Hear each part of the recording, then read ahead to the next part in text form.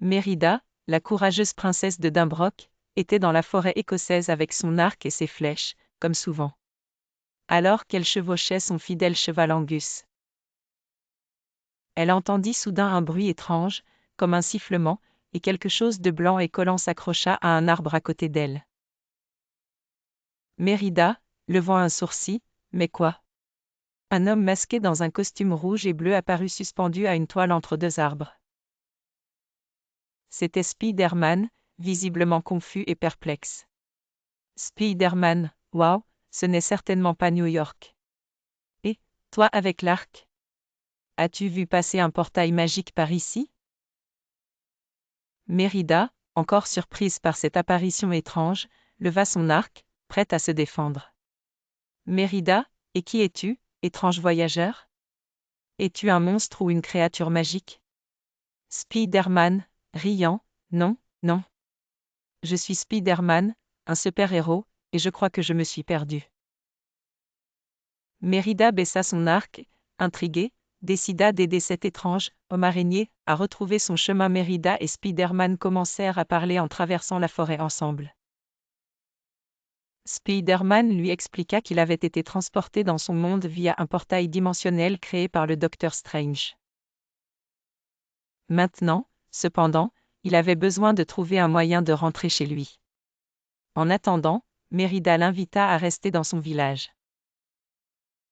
Spider-Man, tu sais, j'ai toujours voulu visiter l'Écosse, même si ce n'était pas de cette manière. Mérida, riant, eh bien, tu auras au moins des histoires intéressantes à raconter quand tu retourneras chez toi. Durant les jours suivants, Spider-Man aida Mérida à résoudre divers problèmes dans son village. Il utilisa ses pouvoirs pour réparer des toits, sauver des animaux piégés, et même aider Mérida à gagner un concours de tir à l'arc très spécial. Au fil du temps, Mérida et Spider-Man développèrent une grande amitié, admirant mutuellement le courage et la détermination de l'autre. Chaque jour semblait devenir plus spécial que le précédent, et finalement, ils découvrirent qu'ils ressentaient quelque chose de plus profond. Spider-Man, Mérida, je n'ai jamais rencontré quelqu'un d'aussi courageux et fort que toi. Tu es incroyable. Mérida, souriant, et tu es le premier garçon que j'ai rencontré qui n'a pas peur de moi, ou de mon esprit libre. Un jour, alors qu'ils étaient au sommet d'une colline, Spider-Man s'agenouilla devant Mérida, avec une toile en forme de bague. Spider-Man, Mérida, je sais que nous venons de mondes totalement différents, mais chaque moment avec toi m'a fait comprendre que peu importe où je suis, c'est avec qui je suis qui compte. Veux-tu être ma princesse pour toujours?